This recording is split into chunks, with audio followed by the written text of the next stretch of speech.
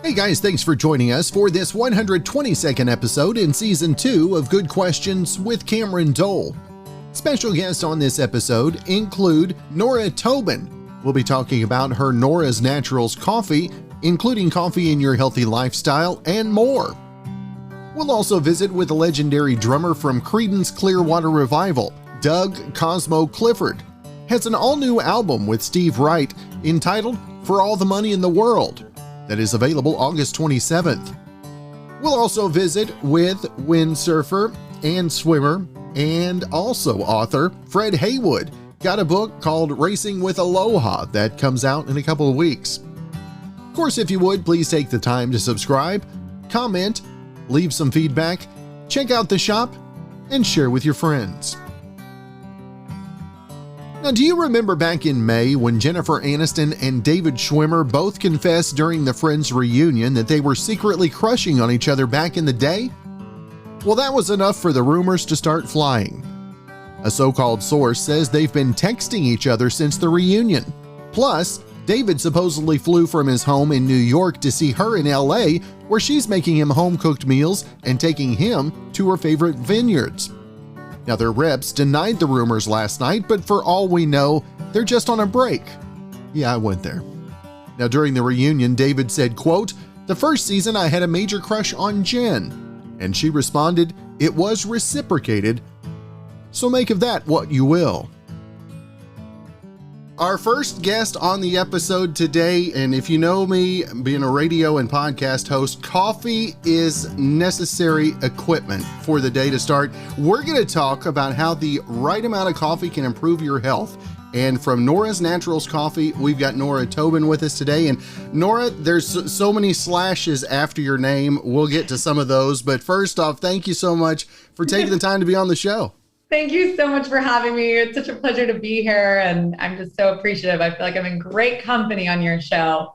Yeah, we have a pretty good episode today. We're excited about that. Still get blown away by some of the guests that get offered. And Nora, I tell you, you've got quite the background. Where did coffee and healthy living, where did that come together for you, if you will? Well, healthy living for me really started from childhood. I grew up in Lake Tahoe, in South Lake Tahoe, and my parents were very much into the outdoor life. It's a very small town, so if you're not getting out in nature, you're probably getting in trouble. So I felt like on the fitness and the outdoor adventure front, that really helped me just develop a wonderful relationship with exercise and workouts and well-being. And then as I progressed through my adult life, and a lot of the work I was doing and still do with corporate groups and as a speaker and event host, I integrate stress, sleep, nutrition, and immunity as topics throughout all of these conversations with executive teams. And coffee was definitely part of the conversation in every sense of the word when it came to nutrition and performance. And unfortunately, coffee has had a bad rap in certain ways as far as just not being good for you. But I would always reference coffee as something that can actually be a great benefit to our cognitive function, to our health and well-being, if we pick the right quality coffee, and if you can incorporate some things like intermittent fasting with your coffee and just get more of the benefits from the coffee itself. Now, you talked about health, and you also, Nora's Naturals. How did you decide that you wanted to be a part of healthy coffee, if you will? So Nora's Naturals, the original start of Nora's Naturals was actually through many of these events and working with the hospitality brands, like the Ritz-Carlton. We revamped a lot of the menus and did a number of different things, integrating my Nora's Naturals recipes with smoothies and coffee elixirs and clean cocktails. And then from there, I just always kept that name and utilized that name as my nutritional offering. And then I actually had a great relationship with a team here who owns a roastery here in Santa Barbara, where I live. And they actually did a lot of the work that I would have taken me years to do, which was to work with a number of single origin, multi-generation family farms in all different parts of the world. And so we came together to create my Nora's Naturals coffee. Now we talk about the health, and this is something. Until I did a little research, your team sent me a little bit of info. Never really thought. You think about healthy things, and everybody talks about seeds. Seeds. Make sure everything is seeds are good for you, and I always thought of it as a bean, but it really is a seed if you really put it that way. Yes, and the nice thing with coffee and the origin of coffee is that they're really quite inherent in antioxidants being the power that allows the cells to turn over faster, our ability to fight off pathogens and viruses. And we can get antioxidants a number of ways through dark leafy greens, berries, as well as coffee and dark chocolate. So it has some incredible health benefits. It's just a matter of the quality and the source, as well as how it's roasted, and then how we consume it. You mentioned something a moment ago. You said intermittent fasting going along with your coffee. Now, as a morning radio guy, I'm one of those that I cannot eat. If I start eating early, I keep eating all day long. So my food intake begins after my coffee intake ends, but that's not necessarily ideal either, though, is it? Well, actually, you're spot on. So one of the most powerful and actually deeply rooted scientific nutritional regimes or nutritional strategies is intermittent fasting, because what happens, and for those of you who've never heard of it or tried it, essentially it's just shortening the time in which you eat, preferably to an 8-hour period. So let's say you start eating at 11 a.m. and end at 7, 12 p.m. to 8 p.m., whatever works for your lifestyle. But in the morning, you're allowed to have coffee. That doesn't break the fast, preferably with a healthy fat or a heavy cream. And the reason why it's so beneficial is because in that 16 hours that you're not eating, your body goes into autophagy, which is rapid cellular cleanup mode, which means your body is going to essentially elevate its ability to burn fat more efficiently, increase its immune defense, and allow for cells to turn over much quicker. So the anti-aging process speeds up. So for you, actually fasting in the morning and having your coffee is one of the best ways to increase your energy to the brain and then your fat burning power. What is it about coffee that gets the brain moving first thing in the morning? Because I can't open the mic until I've at least had a cup of coffee myself. So, so caffeine does play a role as far as the receptors in the brain and how we ingest the coffee, and those receptors in the brain are then reactive to that caffeine, and that can stimulate our dopamine, that feel-good hormone. It can also accelerate our hypothalamus, which is the part of the brain that's responsible for attention. I think those times where you feel like coffee is detrimental is when we have too much of it, when caffeine can become an issue. And that can stimulate the amygdala, which is the fear response, and make you feel overly stressed. So it is a fine balance, but I find for myself, 3 or 4 cups of coffee a day is great for me. I have friends who can only do 1. I have friends who can do 6. So it's just dependent on the person and your stress levels. Now, tell us, Nora's Naturals, how folks can find more info about what you guys all offer, and also let us know a little bit about some of the different items that are available as well. Absolutely. So norasnaturalscoffee.com is where you can find the subscription, so the monthly delivery for the coffee, or you can even just try it once with purchasing 1 bag or 2. We have dark and light roast, and we can do whole bean or ground, so whatever you prefer. There's different benefits to both light and dark roast. Light roast is actually a little bit higher in caffeine, and it contains a little bit higher amounts of polyphenols and antioxidants because it's roasted for less time. Dark roast is going to be a little bit richer. It's going to give you that really traditional coffee taste. Light roast is a little bit more fruity and citrusy. And the dark roast is going to have an ability to increase your B vitamin intake, which is accelerating your metabolism. So 2 great options. And then I also have daily wellness strategies, recipes, my Nora's Naturals nutrition on my Instagram at Nora Tobin. So would love to connect with everybody there as well. And then I started recently, you'd be a great person to interview for it. It's the Coffee and Conversation series. So I interview different leaders from a cross-section of industries about their performance. And we have some of those interviews on norrisnaturalscoffee.com. Coffee goes hand in hand with conversation, doesn't it?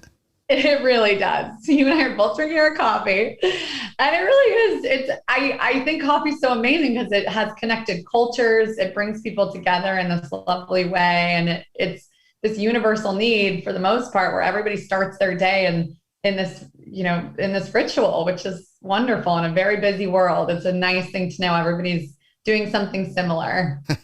When did your love and fascination of coffee begin? I was actually training to be a professional, or I was trying to be a professional beach volleyball player. And I was cleaning this gym here in Santa Barbara in exchange for training. And a lot of the NFL and NBA teams were coming in, and I just felt way over my head. And I actually, to that point, was only drinking green tea.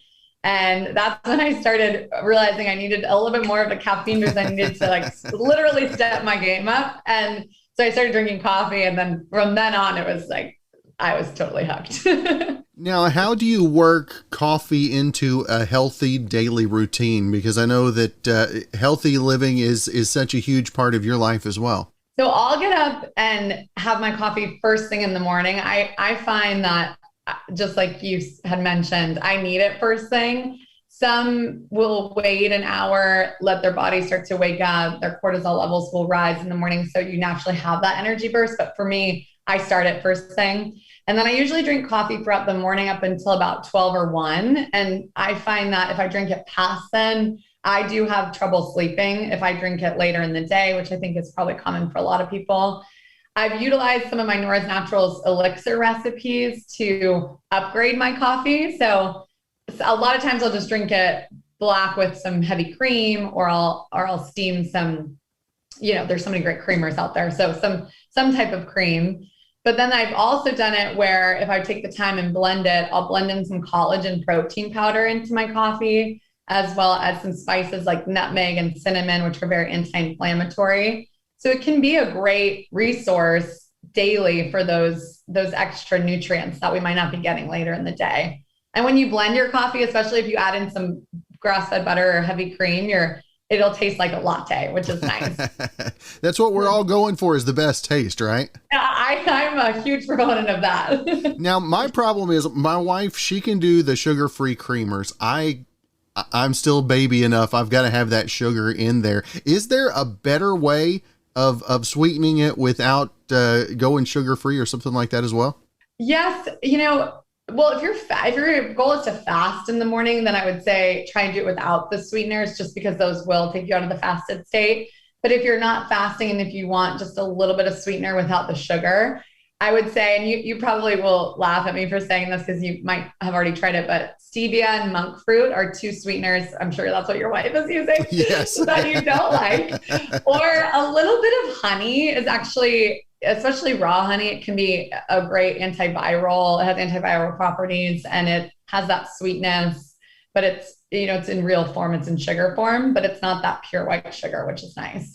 That's good. Now, again, I want to make sure and let our listeners know website where they can get on the subscription service, get that coffee ordered on a schedule.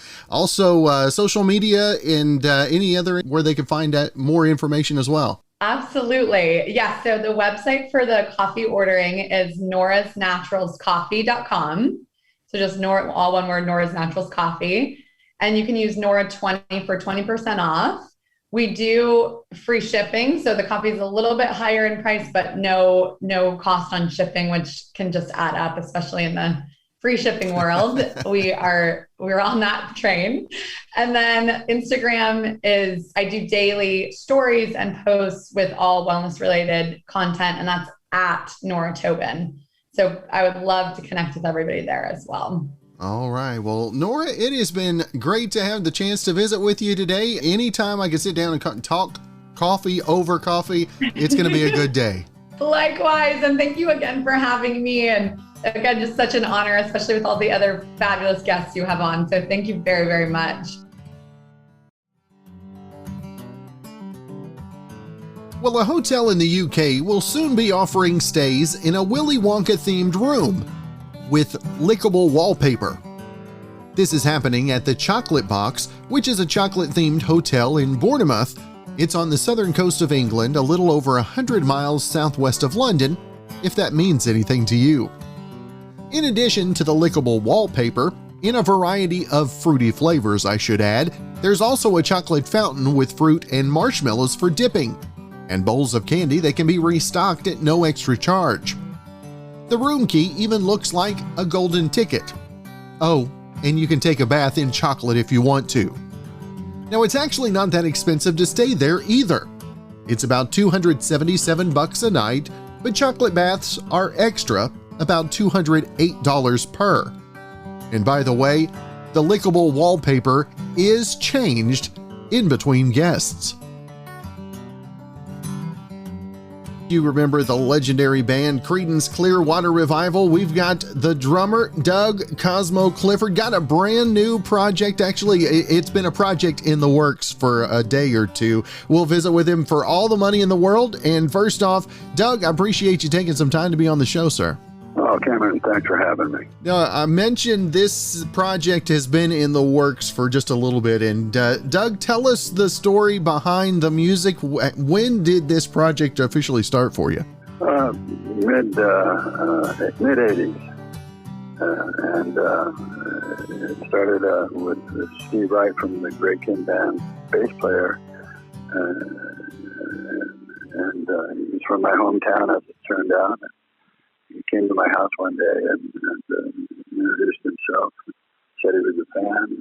He was a bass player, and I said, I love bass players. I'm a drummer, so we're down in the trenches, and makes for a pretty solid rhythm section. We started co-writing, and I said, we need to record this stuff, otherwise we're going to just forget it. And so we started recording it, and in the middle of producing this thing, I said, this thing sounds pretty good. We should probably put a band together and see what we can do. So we went ahead and finished mixing and getting enough material to send to a label, and that sort of was in the works, but they wanted to come see us play, and we weren't going to be playing out, which was not my idea. And I said, we get out. Long story short, we didn't get out, and we didn't get a deal. So into Cosmo's Vault it goes. And what you heard, there's 11 songs on there, and there's 3 guitar players. Note, I might add.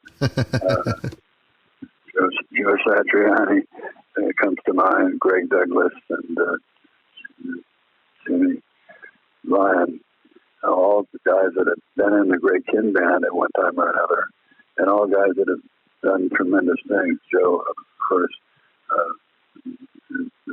heavy metal, burn the fingernails off.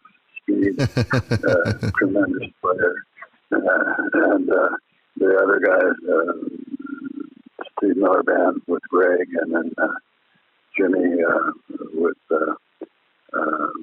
Greg Kin, and I think Eddie Money. Anyway, the recordings are sessions that I had done, so there's like multiple sessions spent over time that the guitar players are on. I wouldn't have one or all 3 at one session. So I asked Joe if he wanted to be in the band. He said no, he was going to do a heavy metal instrumental album. And we all rolled our eyes and thought, oh boy, good luck with that one. I know about Last Laughs, and boy, did he sure have that on us. And he turned out to be, this guitar phenomenon, and he's on 4 songs on this sort of record. Did a terrific job. Doug, as you went into the vault and pulled these tracks out, what was the big concern as you go to pull these tracks out for release? Well, early on, when I first pulled them out, I forgot that I had them. And I thought, geez, these are 35-year-old tapes. I don't dare put it on a machine and turn the on switch and probably throw tape all over the room. So I talked to a friend of mine who was an engineer, and he said, well, we can bake them. And I said, we're not talking about brownies here. We're talking about tape. He says, ha, ha, ha. And, but there's a process you do, low temperature, and heat them. And then you have a short window to play them to see if they, in fact, are still good. And everything that was in there turned out to be good. And I have about 6 or 8 albums with the stuff in there with different artists, and just a real solid bunch of music. And this the album, the Clifford Wright album, For All the Money in the World, is right now is my favorite record. Doug, has that always been the way it's been for you? The current release or the current project is your favorite? Is it kind of like kids? The newest is the favorite? Is that how it goes for you? Yeah, pretty much. I don't know that there would be another reason for it, but I listen to it, and I listen to it as I'm listening to another band. There's a lot of distance between when I put it in and when I took it out. So, but everybody played great on it. Kind of a super session of guys, top guys. Steve Wright is no slouch on the bass, and he's passed. So this is a good opportunity for his legacy. People to hear how good he is, and with, of course, the rhythm section on the record. And then we have all these great guitar players, and some of the keyboard stuff is just terrific. So, it's right now we need uplifting rock and roll. Just it's good for the soul. It's medicine for me, and it just takes you away from the shit that's going on. And pardon my French. That's why I want to share it with the world. These guys it'll never happen again. It can't, because Steve's gone, and we'll never get this cast of characters together again. And so it's exciting. That's right. And again, the album For All the Money in the World, available August 27th. And Doug, I always want to make sure and let our listeners know where to find the best information on the upcoming album. Well, you can go to my website. That's DougCosmoClifford.com. All lowercase. You can go to places that download music. Clifford Wright, For All the Money in the World. So, pretty much the standard spot. Well, again, Doug Clifford, it has been a true privilege to have the chance to visit with you. Love the new music. Actually was jamming into it when we got connected. So hope you have a great rest of your week, and hopefully we can catch up again, Doug. Sounds good, Cameron, and I appreciate your time. Now, the hard seltzer trend has been losing steam.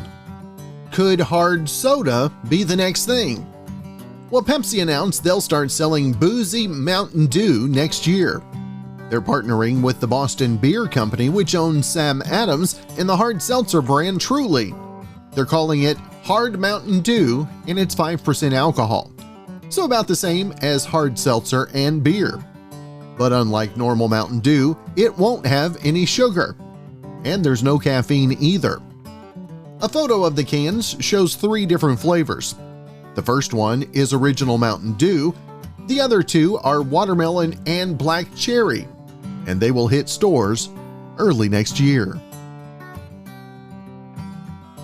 Our final guest on the episode, he's got All kinds of things we're going to talk about. We're going to talk about growing up in Maui. We're going to talk about some world records. We're going to talk about the memoir, Racing with Aloha. We've got Fred Haywood on with us today. And first off, Fred, I appreciate you taking some time and being on the show. Yeah, well, aloha from Maui, I guess I should say firsthand.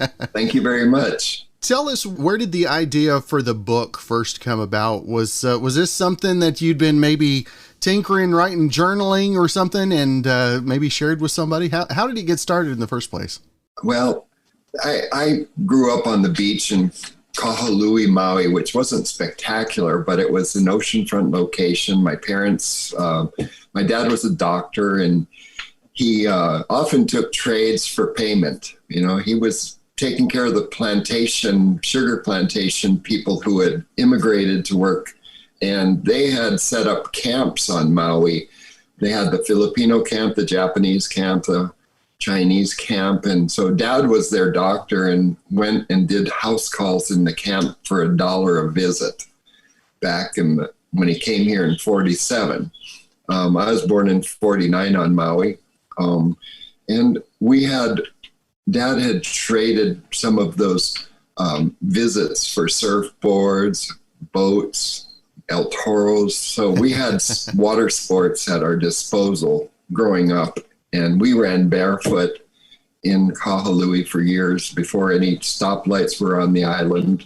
We had a train going by Kahului that we would smash our coins on. It was, exciting for us, but we had quite an outdoor lifestyle, and it continued. And I got into my swimming with my brothers because I think Mom just didn't want to have us raging all the time, and took us to the swimming pool and dumped us on the coach, who was actually there was a book called The 3-Year Swim Club and the coach was Suichi Sakamoto.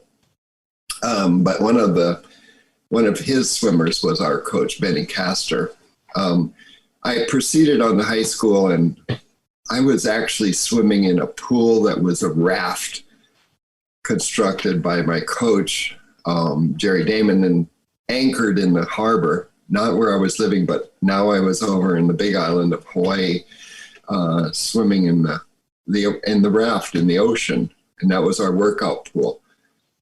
That particular coach, Suichi Sakamoto, that was the coach of the 3-year swim club, he did a trip across the U.S. with a group of swimmers, which I attended when I was 16. And I had a tap on my shoulder on the first meet we swam at. And I turned around and said, "Hi." And this kid says, "Are you from Hawaii?" And I said, "Yes, my name is Fred." And he says, "Oh, my name is Mark Spitz." A chance meeting. I watched him swim. I came home to Maui, to the big island, and told my coach, "This kid's going to beat everybody in the nation, and he's fantastic. He's only 15 and he's beating all the other age groups." Anyway, Mark proceeded on in 1972 to win 7 gold medals with 7 world records. So my prophecy was correct. I came back to Santa Clara the next year and started swimming with Mark. My coach helped me get in to the team and coordinated my housing with the family. I had a miraculous rise to stardom, quite frankly. Now, swimming isn't where the all the records and all that come from. Where did the windsurfing, sailing, how did that interest, or was it just the overall love of the water? It was the love of the water, and it was a little slower in Maui back in the 50s and 60s, and maybe 60,000 people. Now we have close to 200,000 people living here with that many visitors almost daily. Right. It seems it's packed here now. There's stoplights everywhere. It's totally changed. Well, what happened at the swimming pool was one day I was working out, and we were doing 4,100-yard repeats in high school. And we had 10 seconds rest between each one. And we had to go again, go again, go again. And a 5-minute break on each set of 10. I had swam 20 against Mark Spitz, and I could tell how well I was doing by the size of his bubbles coming off of his feet. But smaller, I wasn't doing as well. It was bigger, I was closer. That's as close as I could get to him.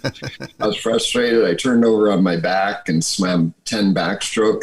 But on the lane next to me, this gentleman, Mitch Ivey, he was the number one swimmer in high school in backstroke. So it was real frustrating. And I was experiencing the same thing with Mitch. And after the 30th one, Mitch commented that I had the ugliest backstroke he'd ever seen. I got a little upset. I went underwater, I screamed underwater, came back up on top of the lane and held on and said, Mitch, you have the prettiest backstroke I've ever seen in my life. What do I have to do to look like you? I went from thinking about punching him to asking him in a real friendly gesture. He showed me on the side of the pool how to throw a towel at the pool deck and changed my stroke forever. We jumped back into the pool. And at first 2 or 3, I beat him. And he says, well, you're just trying hard. I said, no, this feels really good. Feels really good, Mitch. On the 9th one, he renamed my mother and said, let's race. I said, okay. So I did a push start. And I swam the best time of my life on the 40th repeat in backstroke. And I was a freestyler. I thought I was coming over to swim with Mark Spitz. And a week later, I go into high school, meet with Mitch and beat him and set a high school record. Coach tells me he's only going to take Mark to the nationals, but now he's got to take me, and he better take some more kids, including Mitch. So we all went down to the nationals, and 2 weeks later, I won a national championship and had improved almost 5 seconds in a 50-second race. Wow! So I had a 10% jump in time, which is unheard of. And I thought, oh, this was such a from the slowest pool to the fastest pool story. And I'm in the middle of it. I thought, oh, I could write a book. And I was 17. So when I first thought about writing a book was at 17. Now I'm 71 and I finally got it together. And I'm still 17. I'm just a little dyslexic. Something like that, right? Right.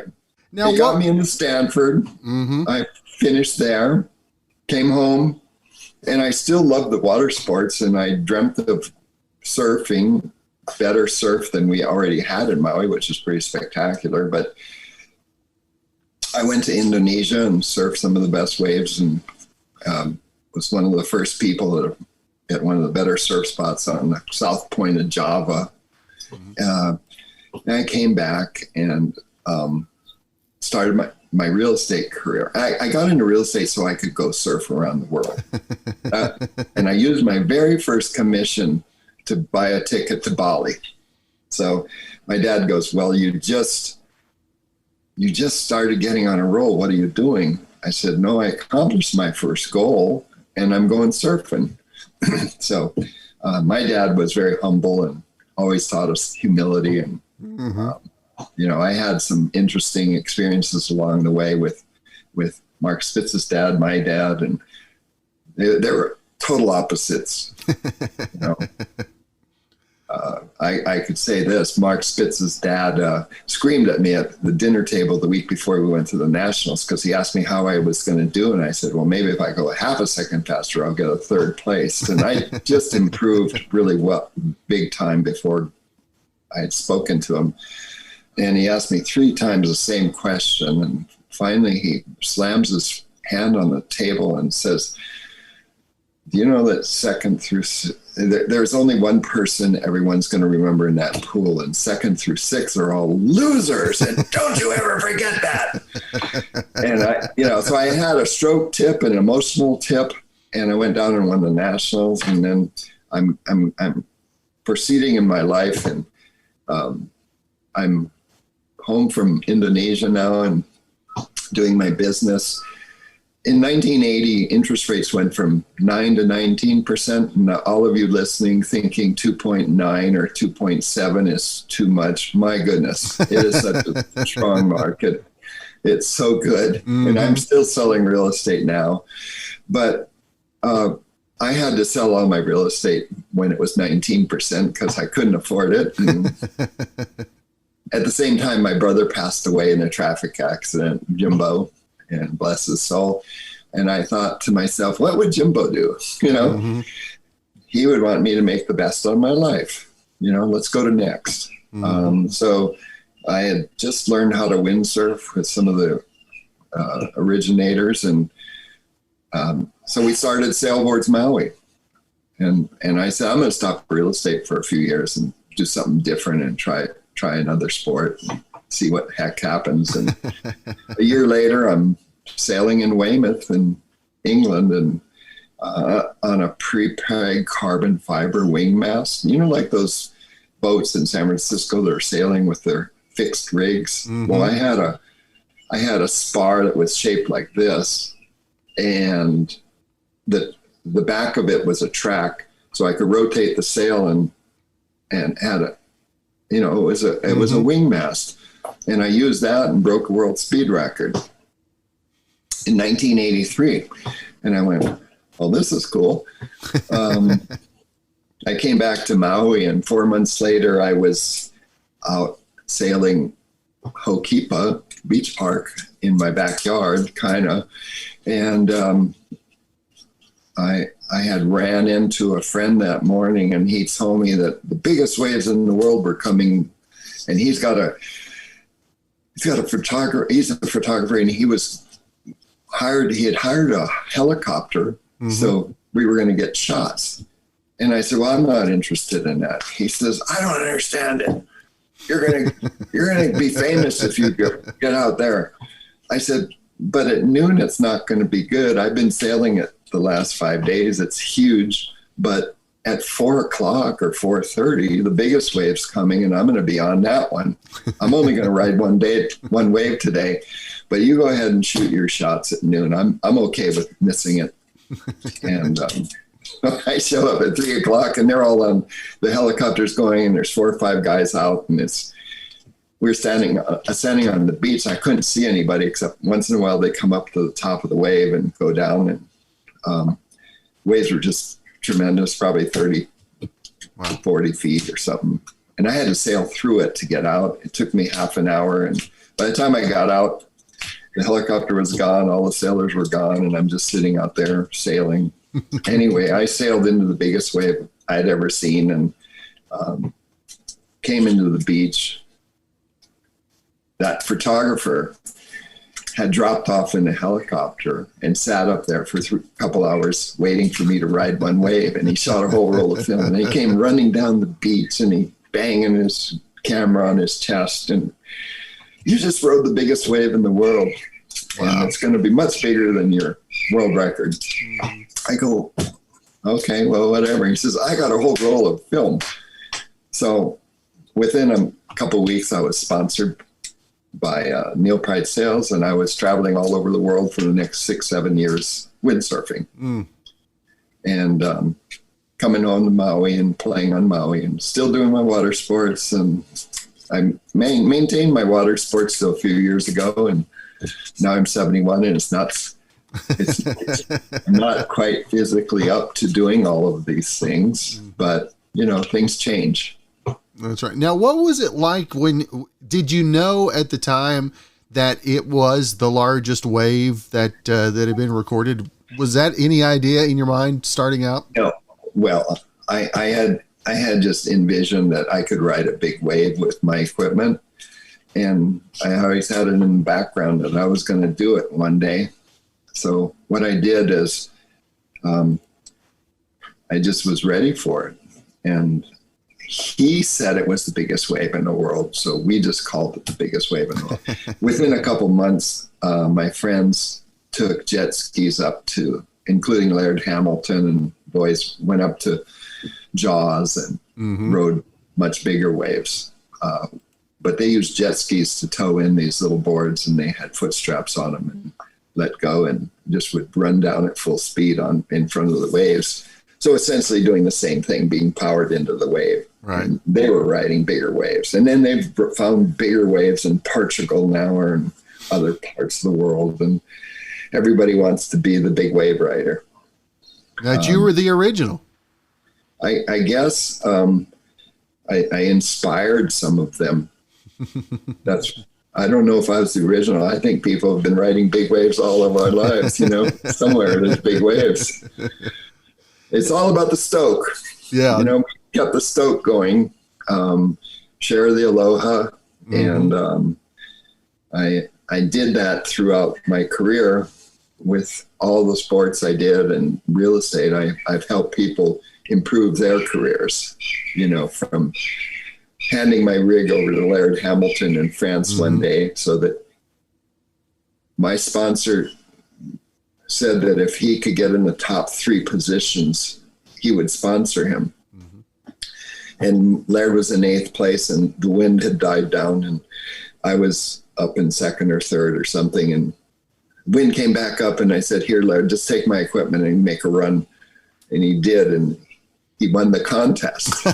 And I did that again in Australia with another friend, Anders Bringdahl, and he won the contest with my equipment, because that's all we were doing, was focusing on having the best, fastest, smoothest equipment we could ride, and then taking advantage when it starts to happen, just being on the course.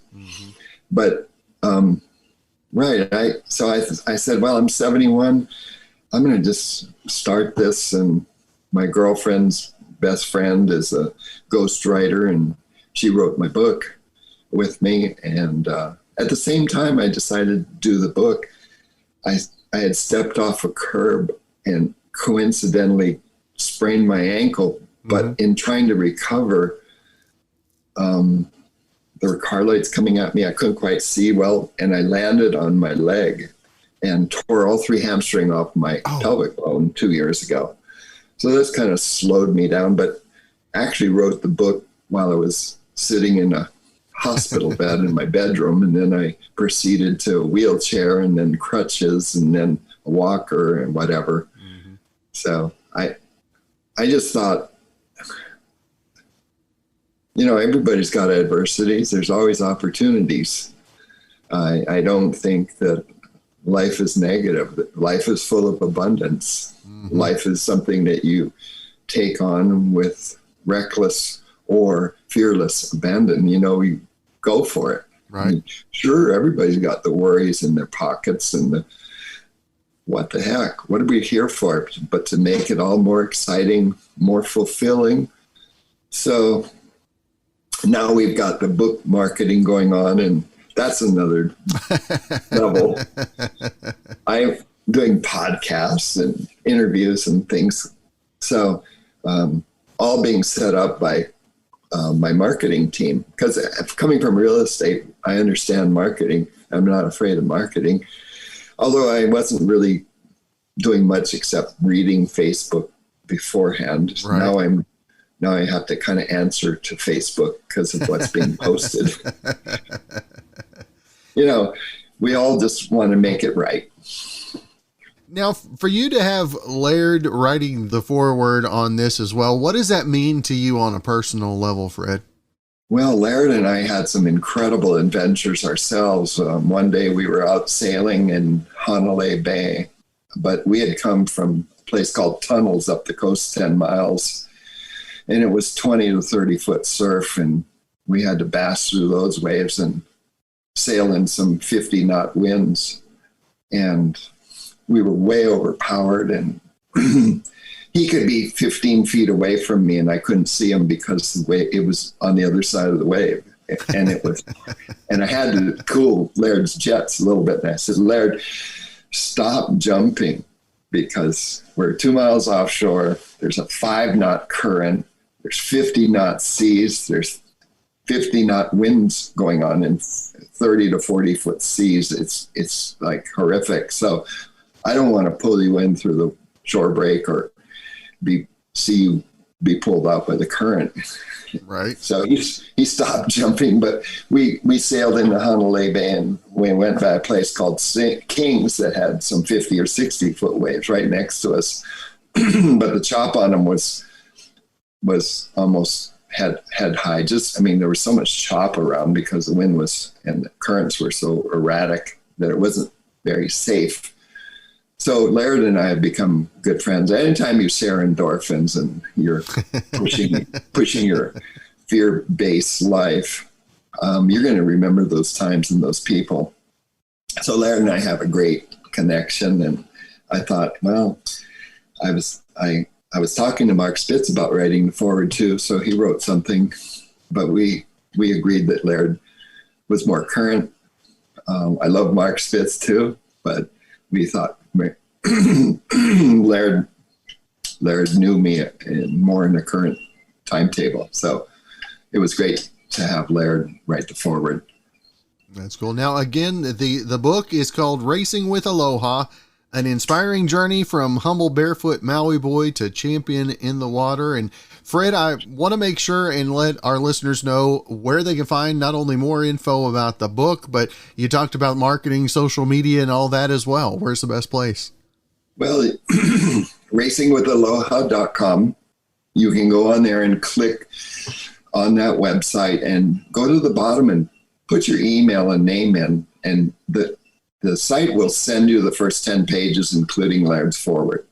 And it's pretty exciting. It starts out with that big wave, and my friend telling me I should be there at noon, and I told him I'm not going to get there until 4. Or you can look on social media and put my name on Instagram or Facebook and find me. Or the book is going to be coming out in 2 weeks. Actually, it's being published in New York by Morgan James Publishing. So I have a few copies here at home, but I can't quite give them out to the public because so many of my friends ordered the book. I don't want to undermine them with books out on the table. So only my family has predominantly got the books right now. And I really just wrote the book for a family book. Mm-hmm. And it surprisingly, my writer just forwarded it to a literary agent who a week later called back and said, "Oh, we've got a publisher." So it's just grown beyond my wildest expectations. But I'm thinking that, well, like everything else, sure, okay, let's go ahead and publish it, whatever. I was just thinking self-publishing, but it's quite an exciting story in it, and it has a great message about sharing the aloha, and having writing it during COVID, I think it just came out better, and it had a message for people, and I would really recommend it for kids because, like my dad said when I finished Stanford, I said, "Dad, what am I supposed to do now?" He says, "Well, you'll never know what you're going to do. You might want to do something, so just choose to do something and do the best you can at it. And if it works, that's great. And if it gets better, that's great. But if it doesn't work, move on to something else and just do the best you can at it, because you're supposed to be fulfilled in your life, And he says, "Look, I'm a doctor, and I always wanted to be a marine biologist, and I still want to be a marine biologist, and I never was. So I'm kind of frustrated, and I'm pretty successful at what I do, but I'm still not satisfied." And I said, "Well, if that's the journey, that makes it simple, And for so many kids now, there's so much fear-based with everything. Oh, if you don't put this together, you're not going to go there. And you better get into a good college. You better work, study, get ahead, work hard. I mean, everybody's trying to help their children out. And some of them get so frustrated because they can't meet the parents' expectations, and the parents are just saying it wrong. Just do the best you can. If you're the garbage man, if you're the teacher, if you're the janitor, whatever, it really doesn't matter, because fulfillment will come in satisfaction from the work that you do and the joy that you create. So I have a lot of wins and losses in the books. And I always went to next. I didn't wallow in my misery. I just stepped up and said, okay, time to go to next. In fact, in real estate, if we have a hard deal going on and someone's crying about the commission that flew out the door that they didn't make, I said, you got 24 hours to piss and moan about that. And after 24 hours, I don't want to hear about it anymore. Let's talk about what we're going to do next. So I give them a chance to listen to them for a while. There you go. Nobody likes whiners. Not at all.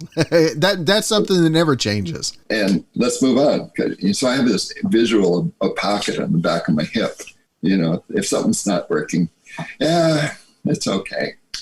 Next. But something's always not going to be working. I mean, my dad said half the people are going to like you in life and half of them aren't. So get over it. That's right. I don't know you. I like you already. That's awesome. I like it. Now, again, the book available in 2 weeks, Racing with Aloha. You can look it up online. Again, racingwithaloha.com is the website. Click and put your email address on the bottom and get more information there. And Fred, it has been a privilege to have a chance to visit with you today, sir. I know it took us a little while to get this one booked, but glad we made it happen. And I look forward to the release. And brother, hopefully we can catch up again. Yeah. Well, I'm keeping the stoke going. Let's go for it. Well, thanks again for joining us for this 122nd episode in Season 2 of Good Questions with Cameron Dole. If you ever have a comment, question, anything else you'd like to know, hit me up on the contact page at gqwithcam.com. You can also find me on Instagram, Twitter, TikTok, and Facebook at gqwithcam. If you'd like to help out in the funding for this podcast, visit our merch store where we've got hoodies, shirts, tumblers, mugs, stickers, backpacks, and more. That's gqwithcam.com/shop. And if you do have a special guest idea, email me, gqwithcam@gmail.com. Do want to thank our good friend Brandon Allen for coming up with our theme music. We're going to let him play us out and hope you guys have a great rest of your Wednesday.